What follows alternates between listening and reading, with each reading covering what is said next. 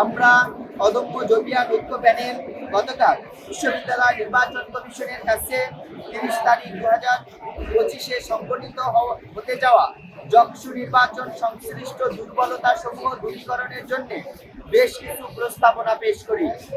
আজকে গতদিনের তুলে ধরা বিষয়সমূহ সহ নির্বাচনের সার্বিক পরিস্থিতির আলোকে আরো কিছু গুরুত্বপূর্ণ বিষয় আপনাদের সামনে তুলে ধরছি।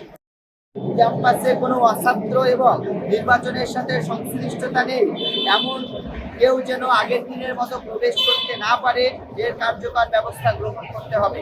এক গেট দিয়ে ভোটার, শিক্ষক সহ নির্বাচন সংশ্লিষ্ট সবাই প্রবেশ না করে এক গেট দিয়ে ছাত্র ভোটার, এক গেট দিয়ে ছাত্রী ভোটার এবং অন্য গেট দিয়ে শিক্ষক, সাংবাদিক এবং পোলিং এজেন্ট সহ ভোট গ্রহণের সাথে সংশ্লিষ্টদের প্রবেশ করাতে হবে। গেটে সিকিউরিটি গার্ড কিংবা শিক্ষকরা সরাসরি স্টুডেন্টদের চেক না করে আইন শৃঙ্খলা রক্ষাকারী বাহিনীর সদস্যদের দিয়ে চেক করানো। ভোটের দিন ক্যাম্পাসে লিফলেট ভর্তি বস্তা পাওয়া গেছে, যেটা ভেতরে ঢোকার উপায় খুঁজে বের করে সমাধান করতে হবে।